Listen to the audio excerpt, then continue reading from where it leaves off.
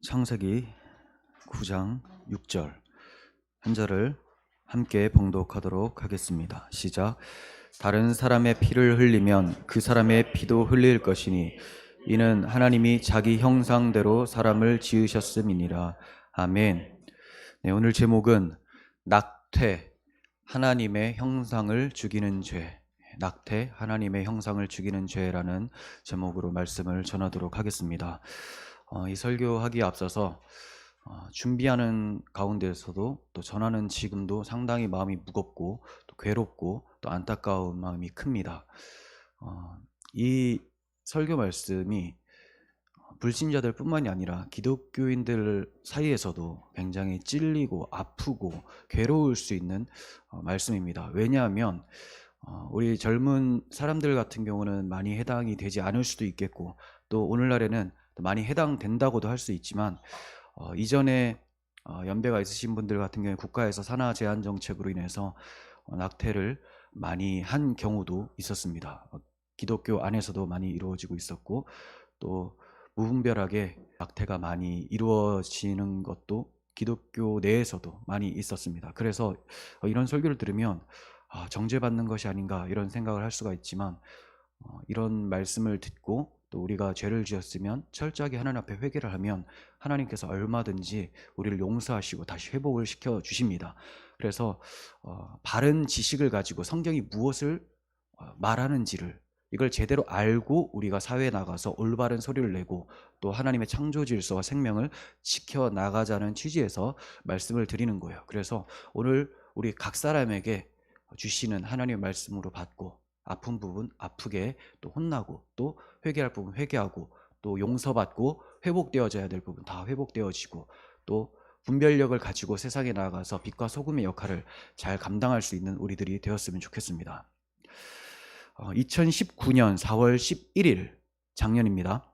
헌법재판소는 현재 낙태법을 헌법 불합치라고 판정 내렸습니다. 동시에 낙태법 관련 조항의 일부를 올해 말까지 개정을 하도록 했어요. 그래서 올해 2020년 10월 7일에 정부에서 개정안을 내놓았습니다. 자, 그 개정안이 어떤 것이냐? 14주까지의 태아는 마음대로 죽일 수 있다. 그리고 24주까지의 태아는 24시간의 숙력 끝에 죽일 수 있다. 이렇게 개정안을 내놓았습니다. 제가 지금 낙태라는 단어를 사용하지 않고 죽인다라는 좀 강한 어조를 사용하는 이유는 그게 맞기 때문입니다. 낙태라는 단어는 완곡한 표현이고 낙태라는 것은 아이를 떨어뜨린다라는 거죠. 이것도 쓰기 싫어서 중지, 중단, 중절 이런 표현을 쓰고 또 지운다 이런 표현을 쓰는데 그냥 죽이는 겁니다. 그래서 다소 듣기 힘드시겠지만 저도 말씀드리기 힘듭니다. 그렇지만 이렇게 우리는 좀 들어야 될 필요가 있습니다. 태아가 몇 주가 되기 전까지는 낙태를 할 수 있다라고 제한을 두는 것 자체가 이미 낙태가 선하지 않다라는 것을 전제를 하고 있는 것이죠. 산모의 생명과 태아의 생명이라는 딜레마가 아닌 이상은 결코 낙태를 해서는 안 됩니다.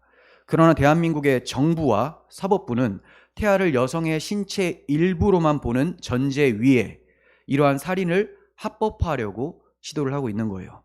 그러나 그들의 전제는 틀렸습니다. 틀린 전제 위에 세워지는 법은 악법일 수밖에 없는 겁니다. 그리스도인이 낙태라는 심각한 죄를 저지르려고 하는 경우에는 사실상 그 사람은 기독교 신앙 근본 교리를 부정하는 것이라고 할 수가 있습니다. 그 사람은 하나님만이 인간에게 생명을 부여하고 가져갈 수 있다라는 주권자 되심을 부정하는 것이 됩니다. 그리고 하나님의 형상대로 지음받은 인간의 존엄성을 파괴함으로써 자신 또한 피조물이라는 사실을 부정하고 마는 거예요. 기독교인들이 인간의 생명을 고귀하게 생각하는 이유가 무엇입니까? 왜 강아지의 생명과 고양이의 생명과 인간의 생명은 다르다라고 얘기를 하는 겁니까? 하나님의 형상이 인간에게 있기 때문이에요. 그 차이가 엄청 큽니다. 동물의 생명도 생명이에요. 인간의 생명도 생명인데 차원이 다릅니다. 어떤 식으로? 하나님의 형상이 있느냐 없느냐라는 거예요. 하나님의 형상대로 지으셨다라는 말은 하나님께서 인간을 통해서 하나님의 영광을 드러내시겠다라는 이유가 있다는 거예요. 목적이 있다는 거예요. 그렇지 않고는 하나님께서 우리를 하나님의 형상대로 지으실 이유가 없죠. 우리를 통해서 하나님을 나타내는 겁니다. 나타내는 거. 이런 인간을 죽인다라는 것은 하나님의 형상을 훼손한다, 하나님의 영광을 가리겠다라는 시도가 되는 것입니다.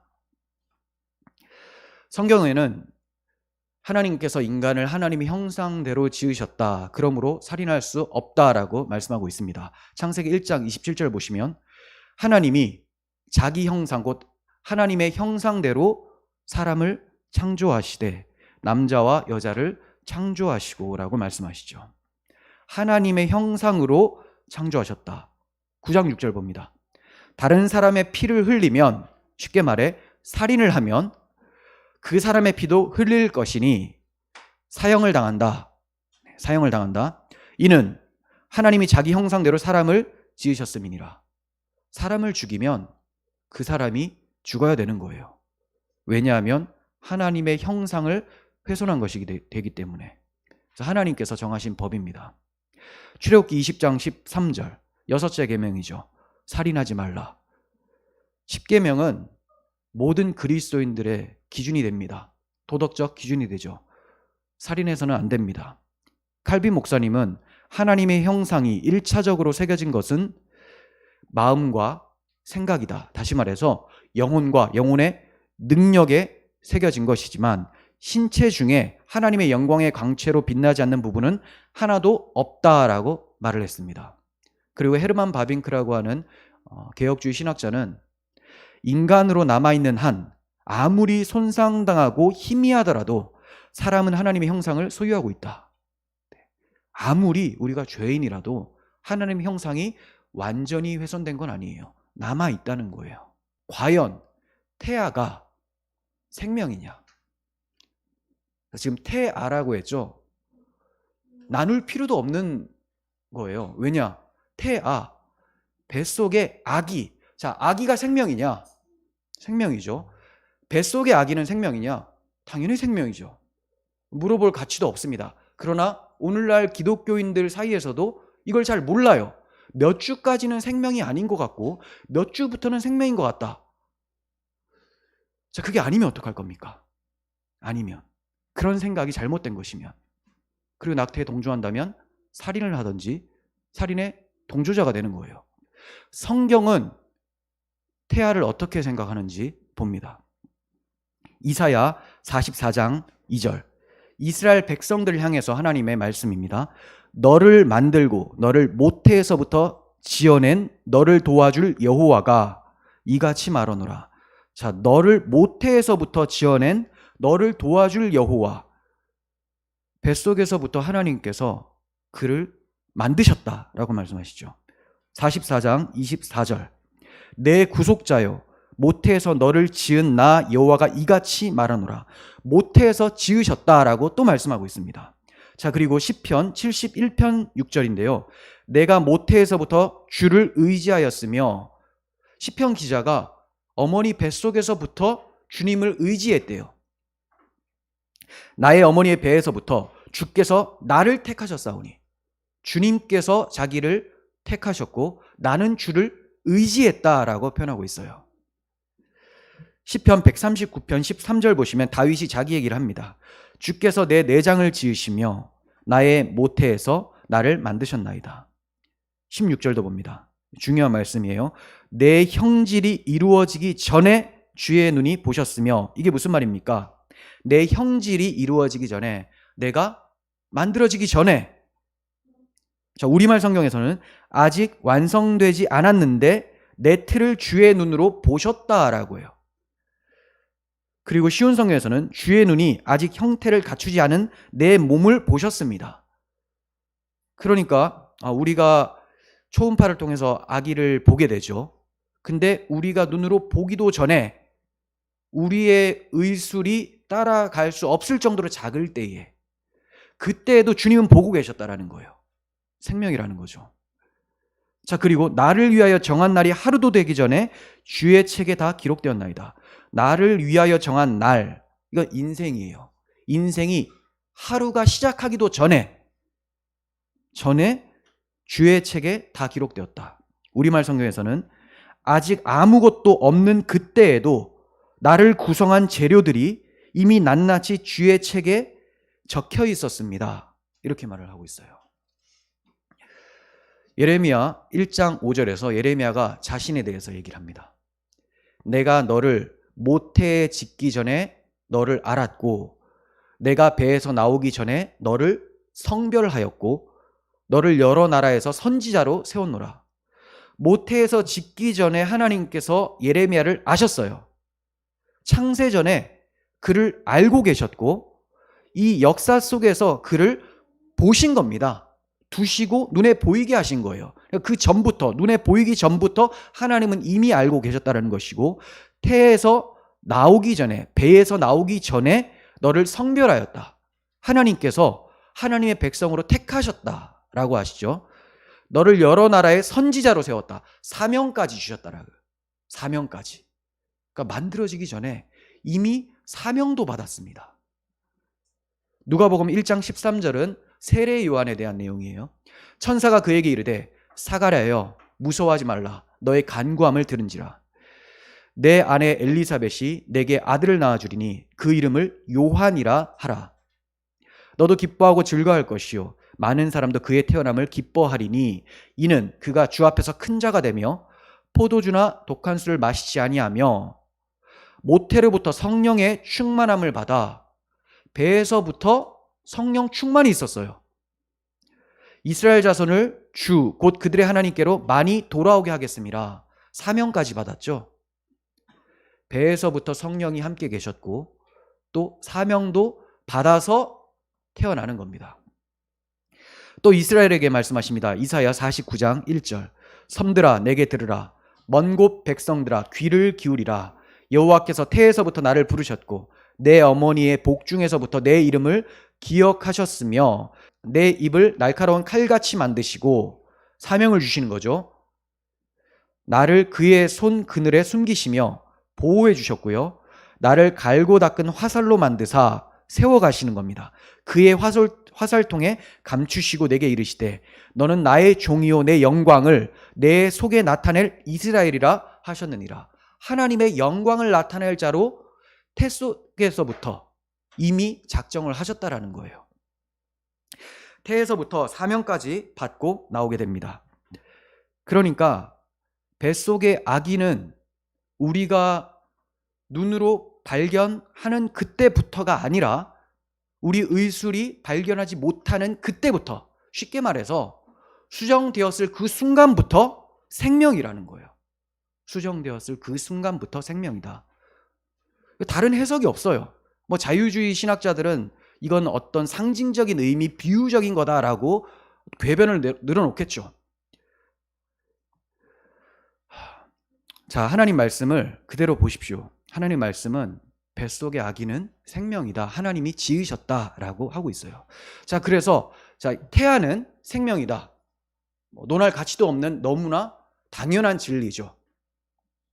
전 세계에 한 해 낙태로 인해서 살해당하는 아이의 숫자가 몇 명인 줄 아십니까? 4천만 명이에요. 우리나라 국민 4,500만, 5천만. 우리나라 국민이 싹 다 죽는 그 숫자가 매년 발생하고 있어요. 미국에서는 해마다 수백만 명이 넘는 아이를 낙태시킵니다. 그리고 장애 아들을 병원 육아실에서 죽도록 내버려 두고 있습니다. 한국에서는 매일 3,000명의 아기가 살해되고 있고요. 1년에 110만 명의 태아가 낙태로 살해되고 있어요.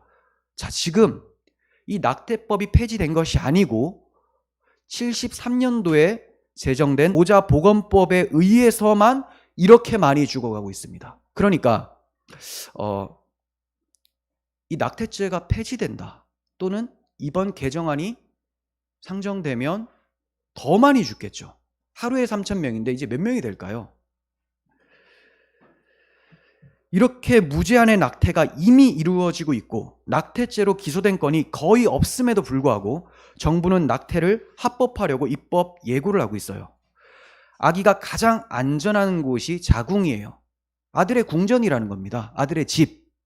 근데 이 아기가 그 궁전에서 죽임을 당하고 있습니다. 자기를 보호할 어떠한 힘도 없는 사회에서 가장 연약한 자를 죽이는 것은 절대로 있어서는 안 되는 일입니다. 낙태죄 폐지, 그리고 이번에 내놓은 개정안은 앞으로 더욱 심각한 생명 경시풍조와 무분별한 성적 타락을 불러일으킬 거예요. 어쩌다가 우리 사회가 이 지경이 됐을까요? 각 시대마다 주를 이루고 있는 이념이 있어요. 이념. 이 이념은 반드시 그 이념에 맞는 결과를 내게 됩니다. 태아살인이 많아지는 것도 이념에 따른 필연적인 결과예요. 오늘날 유럽 사회를 덮고 있고 한국 사회에도 들어와 있는 이념이 무엇입니까? 유럽 사회를 덮고 있는 이념, 사회주의 이념이죠. 한국 사회도 사회주의 이념이 많이 들어와 있죠. 사회주의와 공산주의는 형제예요. 똑같은 거예요, 그냥. 자, 그런데 이것이 들어오게 되면 왜 많은 아이들이 죽게 되느냐? 유물사관을 전제 위에 사회주의, 공산주의가 세워집니다. 근데 유물론은 무신론을 또 전제합니다. 그러니까 신이 없고 하나님의 형상대로 지음받은 인격체, 고귀한 생명이라는 것이 성립될 수가 없다라는 전제 위에 이러한 이념들이 세워지는 거예요. 그래서 공산주의나 사회주의에서 사람들을 많이 죽이죠. 정권이 들어설 때. 그 왜 죽이냐? 우리가 생각하는 유토피아가 있는데 이것을 만들기 위해서는 반대파들을 죽여야지만 많은 사람들이 이로울 수 있다. 물론 이롭지도 않지만 다수를 위해서 소를 희생하는 것은 너무나 당연하다. 여러분들도 그런 생각 가지고 있습니까? 100명을 위해서 한 3, 4명은 희생되는 것이 당연하다. 여러분, 그거를 자신이라고 생각해서 내가 100을 위해서 나를 내어놓겠다. 이건 이제 희생이라는 표현을 쓸 수가 있어요. 다른 사람한테 그 희생을 강요하잖아요. 그건 폭력이고 살인이 되는 겁니다. 완전히 다른 거예요. 여러분 그럴 것 같으면 여러분 스스로를 들이십시오. 근데 다른 사람의 것을 뺏으려고 하면 안 돼요. 마찬가지입니다. 저 부자의 돈을 뺏어서 수천만 명이 나눠 가질 수 있다. 뺏는 것이 좋지 않냐? 여러분 걸 들이십시오. 그건 희생이 돼요. 뺏는 거는 폭력이 되는 겁니다. 사회주의, 공산주의에서는 이게 너무나 당연한 것이 돼요. 유물관이기 때문에. 유물론, 무신론. 조금 더 있다가 좀 자세히 말씀드리겠습니다. 그리스도인들이 복음으로 세상을 이끌지 못하면 세상은 점점 인본주의적 기반 위에 세워지게 돼요. 인본주의적 기반이 뭡니까? 인간이 자신들을 출발점으로 삼아서 모든 문제들을 판단하고 그 판단을 정할 수 있는 기준을 세우는 사람들이다. 즉 인간이 만물의 척도다라는 거예요. 그러한 사람들에게는 확고한 행동 기준이라는 것이 없어요. 어떤 상황이 되어지면, 어떤 시대가 되어지면 충분히 가치는 변할 수가 있다. 절대 진리라는 것은 없다. 법이라는 것도 마찬가지다. 그때그때마다 절대적 법이 아니라 국민 대다수가 인정하는 것, 그것을 법이라고 하고 그것을 진리라고 하자. 이게 인본주의입니다. 이게 인본주의. 어떤 행동에 제한선을 제거하게 되면 거의 무제한적으로 악을 저지를 수 있게 됩니다. 그래서 기준이 있어야 돼요. 명확한 기준, 바뀌지 않는 기준이 있어야 됩니다. 기독교적 세계관은 오랜 기간 사회에서 종교적 기반을 형성했을 뿐만이 아니라 문화적, 법적, 정치적 기반도 형성했습니다. 이 세계관은 하나의 총체적인 세계관으로서 인간이 항상 질문해왔던 것에 대한 해답을 줄 수가 있었어요. 예를 들면 우리는 어떤 존재인가? 우리는 어떻게 함께 살 수 있는 것인가? 사람의 생명에는 어떠한 뜻이 담겨 있는가? 이런 질문에 대해서 기독교는 언제나 해답을 제시했습니다. 이처럼 기독교는 사물과 현상을 판단하는 기본적인 도덕과 또 사회적 가치들을 제공해 왔어요. 사람들은 성경적 가치들을 알게 되면서 각 개인이 하나님의 형상으로 창조되었기 때문에 인간의 생명을 보호하고 사랑해야 될 독특한 것으로 바라봤습니다. 그러나 오랜 기간을 이어온 기독교적 가치관 그리고 세계관이 한순간에 아주 빠른 속도로 무너지게 되어버렸습니다. 그리고 그 위에 인본주의 세계관이 들어섰습니다. 그 결과 높은 수준의 생명관이 저급한 생명관으로 추락하게 되었어요. 우리 사회가 왜 이렇게 타락했느냐? 바로 사회적 합의가 기독교적 합의가 아니라 인본주의적 합의 하에 이루어졌기 때문에 그래요. 만물의 척도, 그게 인간이다. 인간이 모든 것을 정한다. 하나님이 정해 주시는 것이 아니라 우리가 정할 수 있다라고 했기 때문에 그 타락한 인간이, 불완전한 인간이 세우는 사회가 바로 이런 사회라는 것을 우리는 목도하고 있는 것입니다. 오늘날 어떤 견해가 만연하고 있습니까? 인간은 비인격적인 우주 속에서 우연히 생겨난 우연의 산물이라는 견해가 만연하고 있죠. 이러한 견해는 타락한 세상을 만들어냈습니다. 심지어 기독교 내에서도 암처럼 기생하는 자유주의 신학을 만들어낸 게 인본주의예요. 그래서 인본주의는 하나님 중심주의가 아니라 사람 중심으로서 만들어낸 신학, 자유주의 신학을 추구합니다. 자유주의 신학자들은 유물사관으로 흘러가게 돼요. 자기는 하나님을 믿는다고 하지만 무신론으로 귀결이 되게 됩니다. 자유주의 신학의 영향을 받은 많은 교회들이 성경은 더 이상 절대 불변 진리가 아니다라고 얘기를 하고 있습니다. 교회가 세상을 판단하고 보존하는 소금의 역할을 감당하지 못하고 있을 뿐만이 아니라 오히려 세속적인 사고에, 인본주의에 물들어 버렸어요. 지금 우리가 목도하고 있는 이 현실은 인본주의에 함몰되었기 때문에 나타난 당연한 결과인 거예요. 인본주의적인 과학자와 철학자, 교수들은 하나님을 배격하고 수학적으로 측정할 수 있는 것만이 실제하는 것이요, 모든 실제는 하나의 기계와 같다라고 가르치고 있습니다. 인간은 더 큰 우주라는 기계의 일부일 뿐이다. 사람은 자신들이 만들어내는 기계들보다 좀 더 복잡하긴 하지만 그럼에도 불구하고 여전히 기계일 따름이다. 이런 식으로 가르치고 있습니다. 이러한 근거도 없고 증명도 안 된 가설이 해마다 학교에서 계속해서 가르쳐지고 있고 대중 매체를 통해서 계속해서 소개가 되고 있습니다. 이 사상에 젖은 사람들은 생명은 우연히 지구에서 시작됐고 특별한 두뇌를 지닌 인간이 존재하게 되기까지 오랜 기간 생명은 우연히 더 복잡하게 만들어진 것이다. 진화한 것이다. 이렇게 얘기를 합니다. 다 우연이죠. 우연. 우연이란 말은 이런 것들이 발생할 이유가 없었다라는 거예요. 저 왜 우연이란 말을 쓰느냐? 목적을 가지고 만드신 절대자가 없다라는 전제 위에 이런 말이 나오는 거죠. 그래서 우연이라는 말을 쓰거나 인간은 기계일 따름이다 라고 하거나 진화론을 주장하면 반드시 무신론자예요. 자기가 아니라 할지라도 무신론자입니다. 논리적으로 그렇게 돼요. 이런 악한 견해는 타인의 가치를 떨어뜨릴 뿐만이 아니라 우리 자신의 가치 또한 떨어뜨립니다. 왜냐하면 우리 자신을 단지 우주의 우연한 존재들로 보고 있기 때문이죠. 정말 시편 120편 2절에 탄식이 절로 나오게 됩니다. 여호와여, 거짓된 입술과 속이는 혀에서 내 생명을 건져주소서. 네, 오늘날 거짓된 입술과 속이는 혀가 너무나 많습니다. 여기에서 우리 교인들은 하나님의 보호를 받아야 돼요. 그리고 보호받은 우리들이 하나님의 보호를 받는 사람들이 많아지도록 복음을 전해야 되는 것입니다. 기독교적인 합의는 인본주의 합의와 완전히 다릅니다. 개개인의 가치를 강조하고 그 개개인은 곧 무한한 인격적이신 하나님의 존재와 성경에 있는 그분의 가르침의 기초에서 사람과 사회에 대하여 판단을 내리는 도덕적인 개인이라는 겁니다. 그러니까 개인이 너무 중요해요. 한 사람 생명이나 100명의 생명이나 똑같은 거예요. 똑같은 거. 너무나 다 소중하다는 겁니다. 100개가 모였을 때 더 가치가 있다. 이런 게 아니에요. 한 사람이 천하보다 귀하다라고 말씀하신 그 하나님 말씀과 같이 그냥 귀한 겁니다. 하지만 유물론은 그렇게 보지 않죠. 그냥 부속품일 뿐이에요.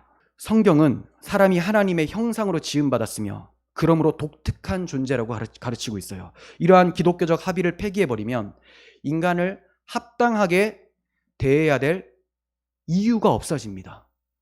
우리가 왜 저 인간을 그렇게 소중하게 다뤄야 되냐? 그럴 이유가 어디 있어요? 하나님의 형상도 아니고 부속품일 뿐인데 굳이 저렇게 저 사람을 존중해야 될 필요가 있을까? 이런 기독교적인 합의를 버린 결과로 우리는 비인간적인 행위들과 또 태도들이 허다하게 발생되는 사회를 보고 있습니다. 기독교적 합의가 상실된 사회는 큰 변화를 맞이하게 되는데 그 중에 특별히 법 개념의 변화가 일어납니다. 법 개념. 정부에서 법을 뜯어 고치려고 했었죠. 이유가 있어요. 기존에 정해놓은 절대 진리를 바꾸어내야지만 다른 것들이 진행이 되거든요. 물론 잘못된 법들은 바꿔야 돼요. 근데 도덕적, 절대적 기준이라는 게 있습니다. 기독교적 합의 위에 세워진 헌법들, 이건 건드리면 안 되거든요. 근데 이것을 뜯어고치려고 하죠. 유물론자들이니까. 기독교적 합의가 존재했을 때는 그것이 법의 기초를 제공했어요. 무엇이 죄인지 분명했습니다. 변하지 않는 가치를 인정하는 때였습니다. 그러나 오늘날은 어떻죠? 법이라는 것은 국민 대다수가 생각하고 있는 것일 뿐 상위법은 없다고 생각을 합니다. 가치라는 것은 얼마든지 국민적 합의로 바뀔 수 있는 것이라고 여기고 있습니다. 그러나 기독교적인 합의는 다수도 엘리트도 절대적 존재가 될 수 없다고 주장을 합니다. 즉 하나님만이 가치 기준을 제공하시며 하나님의 절대 기준은 모든 사람들이 다 따라야 된다라고 하고 있습니다. 그러니까 타락한 아담의 본성을 가진 인간들이 얼마나 기독교적 합의가 싫겠습니까? 그래서 유물론자들이 정권을 잡으면 기독교 말살 정책을 펼치게 되는 거예요. 항상 공산주의, 사회주의, 유물론자들이 정권을 잡잖아요. 그러면 수천, 수만의 기독교인들은 죽어갑니다. 왜냐하면 법을 만들려고 하는데 기독교는 이 법에 다 반대가 되니까요. 이들을 제거해야지만 인본주의 위에 사회를 세울 수가 있는 거예요. 필연입니다. 반드시 죽임을 당하게 돼요. 그러니까 인본주의자들 입장에서 이 기독교적 합의라는 것은, 성경의 진리라는 것은 자기들이 사는 세상에 폭탄을 떨어뜨린 것과 같습니다. 가만히 있질 않겠죠. 어떻게든 적대시하게 됩니다. 기독교적 합의가 도외시되었기 때문에 일어난 또 하나의 현상은 잔인함의 극대화예요. 생각해 보세요. 만약 인본주의의 인간관이 바른 것이라고 가정한다면, 다시 말해서 인간이 궁극적 가치 따위는 전혀 없는 그런 우연의 산물이라면 나의 길을 가로막는 것 같은 사람이 보일 때에 그를 잔인하게 대해서 안 될 이유가 있을까요? 없잖아요. 오늘날은 죄라는 말, 그리고 심지어 잔인함이라는 말까지도 의미를 잃어버렸어요. 무엇이 잔인한가? 사람마다, 저마다 다르게 정의를 내리고 있죠. 어떤 일을 금할 최종적인 근거가 전혀 없게 된 거예요. 전혀 금하지 않으면 그때는 어떤 것이든지 가능한 것이 되죠. 사람이 하나님의 형상으로 지음받지 않았다면 인간을 특별한 것으로 여겨야 될 이유가 없어요. 인간의 생명이 가치 없게 된 거예요. 유물론과 인본주의적인 사고가 수세기 동안 지배해온 공산주의 또 사회주의 국가에서 저급한 인간관으로 인해서 수천 수만의 사람들이 고문당하고 살해됐습니다.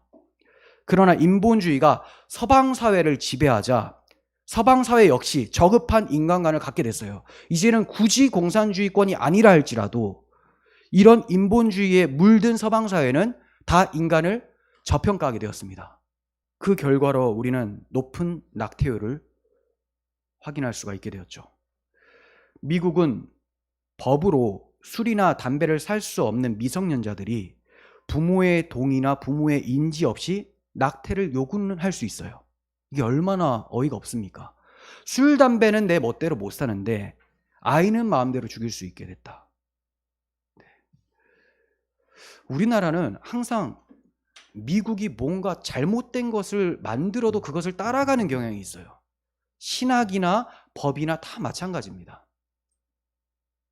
신학도 극단적 신비주의 이런 운동들, 그런 게 미국에서 10년 전에 유행을 하게 되면 우리나라가 미국 이후 10년 후에 우리나라에서 그게 유행을 하게 되고, 우리나라 유행할 때 미국에서는 이제 하지도 않는 거, 항상 그렇게 이상한 것만 다 따라가게 됩니다. 악법은 따라가면 안 되죠. 지금 이따가 말씀드리겠지만 지금 미국은 오히려 좋게 많이 변하고 있어요. 야, 이거 잘못했다. 다시 기독교적 가치를 회복하자. 근데 우리나라는 5년에서 10년이 느리다고 했죠. 예전에 했던 거 또 따라가고 있는 거예요. 동물 보호는 외치면서 아기는 죽여도 된다. 얼마나 몰상식하고 모순이 됩니까? 한 해 4천만 명 이상의 태아들이 살해당하는 끔찍한 일이 우리 인간 사회에서 발생하고 있습니다. 이것은 하나님께서 복으로 주신 생명, 이 생명을 짓밟는 행위죠. 하나님의 복을, 하나님의 호의를 무시하는 것뿐만이 아니라 짓밟는 행위가 되는 거예요. 이런 것은 인간 역사 속에서 계속되어 왔습니다. 하나님이 복으로 주시는 것을 아주 하찮게 여기면서 말살했습니다. 대표적인 인물이 하나님의 복이신 예수 그리스도시죠. 근데도 그 예수 그리스도를 십자가에서 살해했습니다. 생육과 번성은 하나님께서 우리 인간들에게 주신 창조 질서 가운데 주신 복이에요. 근데 이 아이들을 죽입니다. 복을 다 걷어차버리는 것이죠. 낙태 찬성론자들은 낙태를 시행하게 되면 아동학대가 감소할 것이다 라고 주장을 하고 있어요. 정말 그럴까요? 절대 그렇지 않죠. 통계가 얘기를 해주고 있어요. 더 많이 늘어났습니다. 왜 저 사람들이 아동학대가 더 줄 것이다 라고 생각하냐면 그들의 사고에는 이래요. 아직까지 태어나지 않은 태내의 아이를 낙태시키는 편이 내가 원치 않는 아이를 낳는 것보다는 더 나을 것이다. 원치 않는 아이를 낳았을 때는 그 아이를 학대할 수 있지 않느냐. 마치 맞는 것 같아 보이죠. 그렇죠? 하지만 생명 경시풍조가 심해집니다. 그래서 아동학대가 더 심해지는 거예요. 낙태가 합법화된 후에 아동학대가 더욱 증가했음을 보게 됩니다. 부모는 무의식적으로 이런 생각이 자라날 수가 있어요. 내가 그 애를 꼭 가져야 될 필요는 없었다. 그 애가 태어나기 전에 내가 그 애를 지워버릴 수도 있었다. 그러니까 그 애가 태어난 지금에라도 내가 그 녀석을 좀 더 학대한다 하더라도 그게 뭐가 그렇게 대수인가? 나에게 주어진 권리가 아닐까라고 직접 생각은 못해도 마음속에 그런 것이 찾아들어오게 된다는 거예요. 낙태 합법화가 이루어지고 생명 경시풍조가 이루어지면 이런 생각이 스며들게 되는 것입니다. 그래서 아동학대가 더 심해지는 거죠. 자녀를 학대해서 체포된 부모 같은 경우는 이런 생각을 할 수가 있습니다. 아니 태어나기 전에 자기 애를 죽인 사람들은 처벌받지 않는데 나는 애를 낳고 내가 좀 때렸다고 해서 이렇게 처벌받는 것은 너무 불공평하다. 그럴 것 같았으면 처음부터 낳지 않았으면 좋았을 것을. 이런 생각 안 하겠습니까? 그래서 아동학대가 더 많아지는 거예요. 여러분 우리 사회가 얼마나 모순된 생각을 하고 있고 모순투성인 법을 만들려고 하는지 아십니까? 장애인들을 위해서 마련된 공공시설들을 우리는 많이 볼 수가 있죠. 지하철이나 뭐 여러 부분에서 장애인들이 편하게 이용할 수 있는 시설들이 참 많습니다. 그들에 대한 깊은 동정심으로 인해서 만들어지는 것이죠. 그러나 동시에 그런 장애를 갖고 태어날 가능성이 있는 태아는 살해하자라고 하는 거예요, 지금. 더 심각한 예는 조산아예요. 일찍 갑자기 태어난 아이들. 자, 너무 일찍 태어났기 때문에 많은 부분에서 약한 상태로 태어나서 살 가능성이 희박한 아이들이 있습니다. 그런데 이런 아이를 살리기 위해서 더 좋은 병원, 더 좋은 의료진으로 보내서까지 어떻게든 살리려고 노력하는 사람들이 있어요. 그런데 똑같은 개월수인데 태어나지 않은 아이는 뱃속에서 죽여도 된다라고 하는 법을 만들려고 하고 있는 것이죠. 이게 얼마나 어이가 없습니까? 어떤 병원에서는 아이를 살리려고 하고 어떤 병원에서는 죽이고 있는 거예요. 의술의 발달로 조산아의 생존율은 해마다 점점 더 높아지고 있어요. 예전에는 1kg 정도 되는 아이들은 살 가능성이 희박했습니다. 하지만 이제는 1kg 이하의 아이들도 많이 살려내고 있어요. 똑같이 1kg인데 뱃속에 있을 때는 죽일 수가 있고 태어나면 죽여서는 안 된다. 이게 얼마나 모순입니까? 여러분 언제부터 생명입니까? 수정된 그 순간부터 생명이에요. 우리가 확인할 수 있을 그때부터 생명인 겁니다. 한 개의 정자는 23개의 염색체를 가지고 난자도 23개의 염색체를 가지게 됩니다. 일단 정자와 난자가 결합을 하게 되면 각각 23개의 염색체가 하나의 세포를 이루어서 46개의 염색체를 지니게 되죠. 그리고 그렇게 하나의 세포는 방해만 없다면 한 사람을 이루게 되는 DNA를 다 갖추게 되는 거예요. 방해만 없다면. 성경은 이렇게 증거하고 있어요. 하나님께서 아담의 영혼을 창조하신 그 순간부터 아담에게 의식이 있었다. 하나님이 처음 아담을 만들자마자 아담은 의식을 가지고 있었습니다.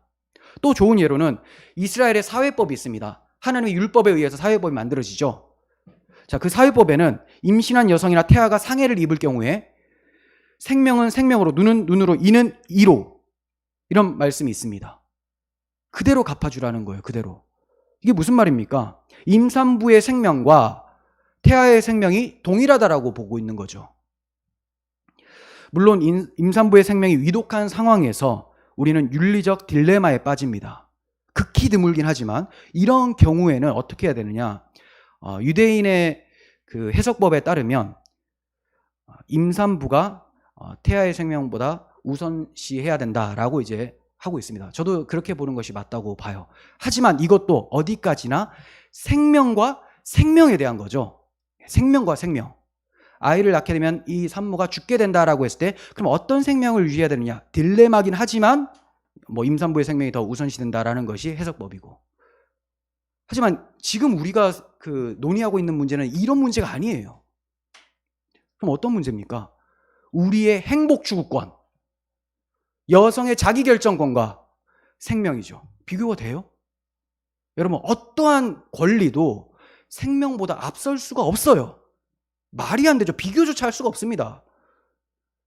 여성들이 힘들 수 있고 괴로울 수 있어요. 그거에 대해서 우리가 탄식하고 우리도 어떻게든 도와주려고 방안을 모색해야 되는 건 분명해요. 하지만 그 권리 때문에 생명을 죽일 수 있다? 이건 절대로 성립할 수가 없는 논리입니다.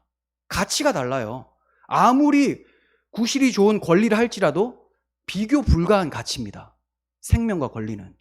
대부분 개인의 행복, 물질적 안녕, 정신 건강처럼 생명과 비교할 수 없을 정도의 낮은 가치와 비교하면서 낙태 권리를 주장합니다. 태아의 생명권과 여성의 자기 결정권이 충돌하는 것처럼 보이지만 어떤 권리도 생명권보다 앞설 수는 없습니다. 아무리 비극적인 상황도 살인이라는 가장 큰 폭력을 결코 정당화할 수가 없어요. 고민이 되지만 결정은 살인해서는 안 된다로 나야 된다는 거예요. 어떤 분들은 또 그래요. 네 자식이 그런 상황이 돼봐라. 성폭행을 당하고 아기가 생겼다고 해봐라. 저는 낳습니다. 당연히 낳는 거죠. 근데 그 아이를 키우기 어려우면 그 트라우마가 생길 수 있잖아요. 그럼 입양을 보내야 돼. 다른 방법을 해야 돼. 다른 방법. 죽일 수 있는 권한이 없어요. 그냥 한 생명이기 때문에. 건드리면 안 되는 것이죠. 태아는 어머니의 신체의 일부가 아닙니다. 이미 그 영혼을 가진 하나의 인간, 하나님의 형상대로 지음받은 개인이에요. 그리고 그 태아는 단지 그 여인에게서만 유래하지 않았다라는 것을 알아야 됩니다. 자기 신체 일부가 아니라는 거죠. 남자의 정자가 없으면 절대로 만들어지지 않죠. 자기 게 아니라는 겁니다. 그러니까 자기의 신체 일부이기 때문에 자기 마음대로 하겠다라는 주장은 망상일 뿐입니다. 지난번에도 말씀을 드렸죠. 내 자궁에 전세 냈냐 이런 소리 하면서 페미니스트들이 낙태법 폐지를 주장합니다.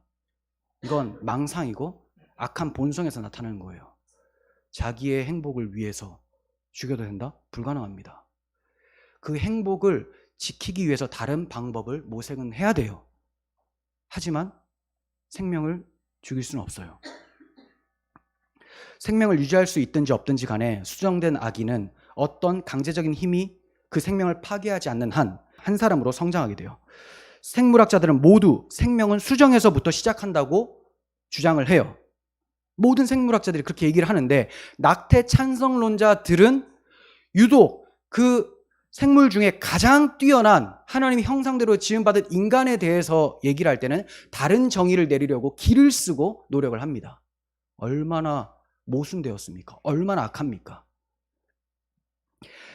태아의 발달 과정에 대해서 간략하게 말씀드리겠습니다. 이것을 말씀드리는 이유는 지금 정부에서 개정안을 내놓은 것이 얼마나 위험하고 악한 개정안인지를 말씀드리기 위해서입니다. 자, 수정 후에 21일째가 되면 형성 중인 심장에서 첫 번째 심장 박동이 불규칙하게 뛰게 됩니다. 그렇게 되면 어머니는 임신했음을 알 수 있다고 해요. 그리고 45일째가 되면 발달 중인 두뇌의 뇌파를 잡을 수가 있다고 해요.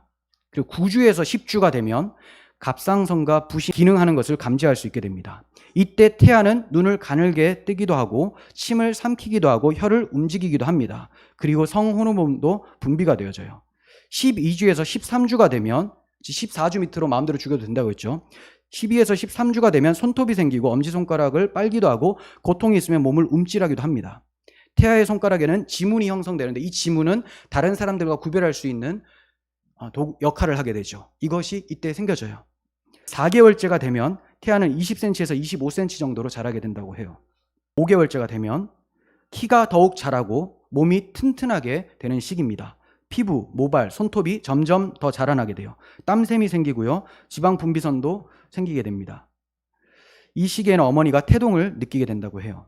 그리고 42주, 6개월째 태아는 빛과 소리에 반응합니다. 잠을 자기도 하고 깨어나기도 해요. 딸꾹질도 하고 어머니의 심장박동 소리를 들을 수도 있게 돼요. 이때부터 자궁 밖에서 살 가능성도 커지게 된다고 해요. 7개월이 되면 신경 조직이 훨씬 더 복잡하게 발달이 되고 이제 태아는 40cm 정도 크기가 되고 몸무게는 1.36kg 정도가 됩니다. 8에서 9개월째는 태아가 살이 막 찌기 시작하는 거죠. 그런데 14주는 마음대로 죽여도 되고 24주는 고려해서 죽일 수 있다. 말이 안 되죠. 더 어렸을 때도 안 돼요. 근데 지금 이런 개정법을 들고 나온 거예요. 태아 살인 기술의 종류가 있습니다. 낙태술이죠. 제가 이렇게 명칭을 붙인 것은 낙태술이라고 하면 마치 어떤 의술 같잖아요. 수술 중에 일부 같잖아요. 그게 아니에요. 죽이는 기술. 제가 이거는 말씀을 드리지 않겠어요.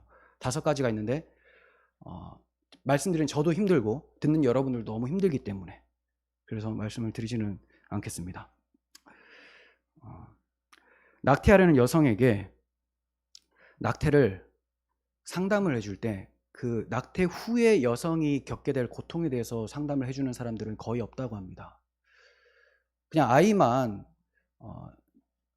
지우게 되면 끝이냐? 그렇지가 않습니다. 그 여성의 신체적인 괴로움이 찾아오고요. 그리고 정서적 괴로움이 아주 심해집니다.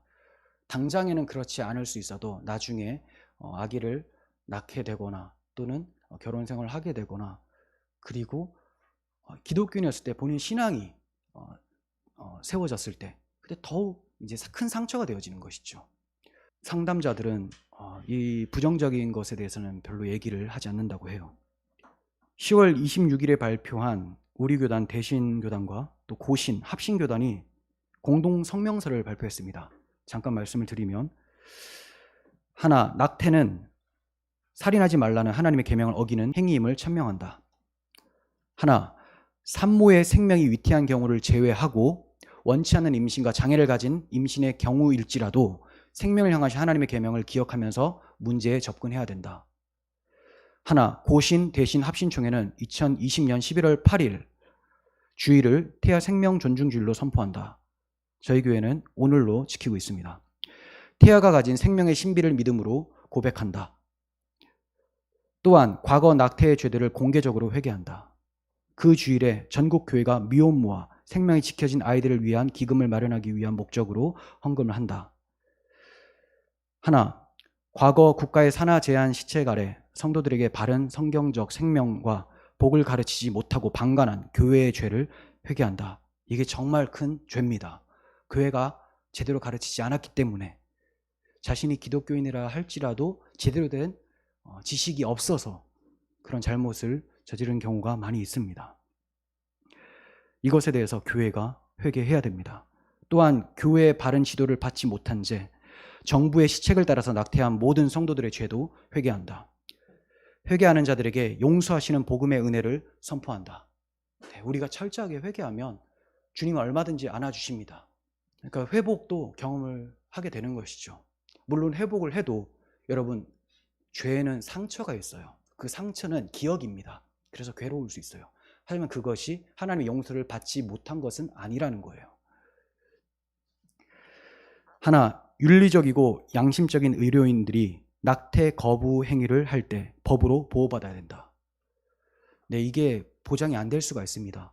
나는 히포크라테스 선서를 했고 제네바 선언을 했기 때문에 절대로 태아를 죽일 수가 없습니다. 나는 수술을 거부합니다. 라고 했을 때 불이익을 당할 가능성이 있습니다. 이 의료진을 보호해야 돼요. 저는 의료인들이 히포크라테스 선서를 했고 또 제네바 선언을 했음에도 불구하고 낙태를 찬성한다. 이런 의료진들은 사도신경은 하지만 자유주의 신학을 가진 사람들하고 똑같이 봅니다. 가짜, 교회에 가만히 들어온 자, 의학에 가만히 들어온 이단하죠. 양심이 없는 사람들이에요. 우리는 성경 말씀을 그대로 믿습니다. 성경에 너무 분명하게 말씀하고 있기 때문에. 이렇게 말하면 세상이 싫어한다는 것도 알아요. 이렇게 말하면 듣기 싫은 말이기 때문에 돌을 던질 수 있고 욕을 할 수 있습니다. 또 어떤 자유주의 신학자들은 제 설교를 딱 편집해서 또 게시할 수도 있습니다. 많이 공유하고. 지난번 설교도 사람들이 막 공유해서 막 욕하고 그러더라고요. 그래서 저는 상관없습니다. 뭐 그러든지 말든지. 돌을 안 던진 게 어디예요? 돌 던져서 맞아도 돼요. 태아는 죽는데. 그거보다 낫잖아요. 우리가 할 말을 해야 돼요. 가만히 들어온 사람들이 더 위험한 거예요. 그럼 그들도 기독교인이라고 하고 낙태를 찬성한다라고 하고 있거든요. 이게 기독교 내에서 갈라지는 것 같지만 그들이 기독교인이 아니에요. 인본주의 기반 위에 세워진 자유주의 신학을 추구하고 있기 때문에 기독교인이 아닙니다. 그들은 하나같이 사회주의자들이에요. 공산주의자들. 물어보세요. 다 그거 찬성합니다. 근데 아닌 척을 하죠. 아닌 척.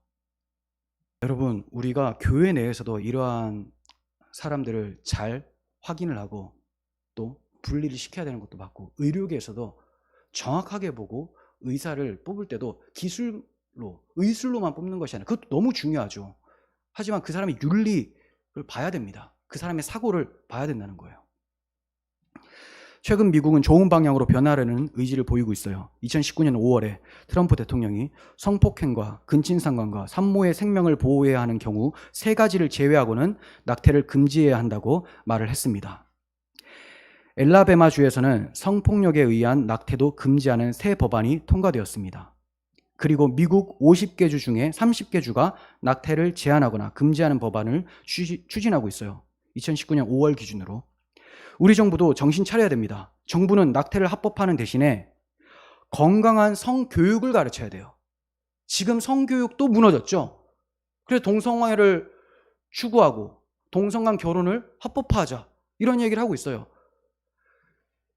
이 유물론자들은 절대적 진리가 없기 때문에 성별도 정해진 것이 아니다라고 봐요. 여러분, 이런 사주에 계속 끌려다닐 것입니까? 공부를 해야 됩니다. 철학도 보세요. 이 철학이 얼마나 위험한지를 공부하셔서 보시라는 거예요. 인문학이 어떻게 기독교와 다른지를 보셔야 된다는 거예요. 나 공부 좀 했다, 나 인문학 공부한다, 그러면 좋다고 따라가서 유식한 척 내다가 이게 하나님의 지식에 비하면 어리석은 것이 된다는 것을 아셔야 된다는 거죠. 제대로 된 성교육을 교회가 가르쳐야 되는 것이죠. 성적 타락이 심합니다. 성교육을 제대로 하지 않아서고, 가정의 소중함, 성 정체성의 소중함을 가르치지 않아서 그래요. 그래서 이거부터 잘 가르치게 되면 혼전순결도 지켜내는 사람들이 많아질 것이고, 그렇게 되면 원하지 않는 임신을 하는 경우가 줄어들겠죠. 그렇게 되면 낙태할 일들도 줄어들게 되는 거예요. 그러니까 제일 먼저 성 정체성과 가정의 소중함, 생명 윤리, 성교육, 이걸 제대로, 교육을 제대로 해야 되는 거예요. 자, 그리고 나서 교회 인식이 너무 중요합니다. 교회 내에서 어떤 자매가 아직 결혼을 안 했는데 임신을 했어요. 그러면 지금까지 교회 인식이 어땠습니까? 제발 저렇게 자기 멋대로 저렇게 생활했다, 막 비난만 하잖아요. 물론 잘못된 거예요. 근데 그 비난하는 자신들도 혼전순결이 거의 없으면서 어디서 손가락질입니까? 잘못된 건 잘못된 거 맞아요. 그거 혼나야 되는 게 맞습니다. 성경적이진 않아요. 하지만 그 자매가 그럼에도 나에게 주신 생명을 지켜내겠다라고 하면서 아이를 낳는다면 그 부분은 너무나 칭찬하고 도와줘야 된다는 거예요. 근데 지금 우리는 손가락질만 하고 그 뒤는 생각도 안 해요. 그러니까 교회 내에서도 오히려 지탄받을까 봐 아이를 지워야 되는 거 아닌가, 이런 고민을 하게 되는 것입니다. 아니에요. 더 도와줄 수 있어야 돼요. 그게 성숙한 교회죠. 그리고 제일 중요한 거는 교육이고요. 교육을 했음에도 불구하고 무너졌을 때, 그때는 아이를 잘 낳고 키울 수 있도록 장려를 해야 된다는 거예요. 출산 양육이 어려운 임산부들이 있습니다. 형편도 어려운 사람들, 이런 분들 교회에서도 많이 도와줘야 되고 사회에서 도와줘야 됩니다. 이런 분들을 도와줘야 되지 무슨 보편 복지를 하면서 아무에게나 다 나눠줍니까? 도와줄 사람을 도와줘야죠. 기독교인들은 미혼모 쉘터나 장애인 돌봄, 그리고 입양 같은 지원 시스템을 잘 마련해서 생명을 함께 책임지는 운동을 일으켜야 됩니다. 우리나라는 입양 시스템이 많이 알려지지 않았죠. 사람들이 입양을 많이 안 합니다. 미국에는 많이 하고 있지만 우리나라도 기독교인들은 이런 부분에서 좀 앞장설 필요가 있습니다. 기독교인들은 산부인과를 찾을 때 이 의사가 낙태를 반대하는, 생명을 존중하는 의사인지를 확인을 하는 것이 좋습니다. 그 외에도 계속해서 해결 방안을 모색해야 하는 것이지 태아살인을 정당화해서는 결코 안 되는 거예요. 방법이 없으면 계속 방법을 모색을 하는 거지 어쩔 수 없다. 뭐가 어쩔 수 없습니까? 사람 죽이는 게 어쩔 수 없어요? 그러면 자, 이것이 태아살인이 가능하게 되면 유아살해도 가능하게 돼요. 예전에 로마는 그렇게 했습니다. 낙태가 가능했었고 유아살해가 가능했습니다. 이제 점점 생명 경식 풍조로 유아살해도 가능하게 되고 어린이 학대 살해까지 되고 나중에는 사회에 큰 유익이 없다면 죽여도 된다. 이렇게 되는 거죠. 여러분, 이거는 인류의 문제예요. 단지 아기들의 생명에 관한 문제가 아니라 인류 전체 생명에 관한 문제입니다. 하나님의 창조 질서에 관한 문제라는 거예요. 그래서 기독교인들이 앞장서서 올바른 복음과 올바른 기독교적 가치를 전해야 되는 거예요. 우리 기독교인들이 천하보다 더 귀한 생명을 존중하게 여기는 그런 운동을 해야 됩니다. 살인을 방관하는 자들에게 또는 현실에 낙담해서 낙태 반대를 포기하는 자들에게 하나님께서는 이렇게 말씀하고 계세요. 잠언 24장 10절. 내가 만일 환난 날에 낙담하면 내 힘이 미약함을 보임이니라. 너는 사망으로 끌려가는 자를 건져주며 당하게 된 자를 구원하지 아니하려고 하지 말라. 내가 말하기를 나는 그것을 알지 못하였노라 할지라도 마음을 저울질하시는 이가 어찌 통찰하지 못하시겠으며 내 영혼을 지키시는 이가 어찌 알지 못하시겠느냐. 그가 각 사람의 행위대로 보응하시리라. 우리가 분명한 기준을 세우지 않고 어물쩍 넘어간다면, 동조한다면 그 죄는 우리에게 임하게 됩니다. 디모데후서 4장 1절 한번 찾아봅니다. 디모데후서 4장 1절부터 5절까지 우리에게 사명을 주십니다. 4장 1절 제가 읽습니다. 하나님 앞과 살아있는 자와 죽은 자를 심판하실 그리스도 예수 앞에서 그가 나타나실 것과 그의 나라를 두고 엄히 명하노니, 엄청나게 중요한 얘기를 하고 있죠. 너는 말씀을 전파하라. 때를 얻든지 못 얻든지 항상 힘쓰라. 네, 복음을 전하시고 기독교적 가치관이 편만해질 수 있도록 소리를 내라는 거예요. 범사의 오래 참음과 가르침으로 경책하며 경계하며 권하라. 오래 참음이 왜 들어갈까요? 이거 전하면 사람들이 공격한다라는 거예요. 비난이 일어납니다. 하지만 가르침으로 경책하고 경계하며 권하라. 이게 어명입니다. 어명. 하나님의 명령이에요. 3절. 때가 이르니니 사람이 바른 교훈을 받지 아니하며, 그 때가 이르렀죠. 귀가 가려워서 자기의 사욕을 따라 스승을 많이 두고 또 그 귀를 진리에서 돌이켜 허탄한 이야기를 따르리라. 오늘날의 모습입니다. 그러나 너는 모든 일에 신중하여 고난을 받으며 전도자의 일을 하며 내 직무를 다하라. 네, 그러나 너는 디모데여, 목회자여, 그리스도인이여, 너는 신중해라. 우리 감정적으로 생각하지 마세요. 그냥 갑자기 들었을 때 오는 그런 감정, 타락한 본성에 의한 감정일 수가 있어요. 성경에 입각한 올바른 감정인지를 확인해 보시라는 겁니다. 여성들 불쌍해서 어떻게? 불쌍하죠. 그러니까 다른 방안을 세우라는 거예요. 고민하자는 겁니다. 그러니까 어쩔 수 없잖아. 어쩔 수 없다라는 그런 말 하지 말라는 겁니다. 신중하게 생각하십시오. 신중하게. 고난을 받으며, 네, 이렇게 지내다 보면 고난 받습니다. 전도자의 일을 하며 내 직무를 다하라. 네. 이걸 다하다가 사도 바울이 이제 떠날 때가 된 거죠. 내가 전제와 같이 벌써 부어지고 나의 떠날 시각이 가까웠다. 나는 선한 싸움을 마치고 나의 달려갈 길을 마치고 믿음을 지켰다. 네.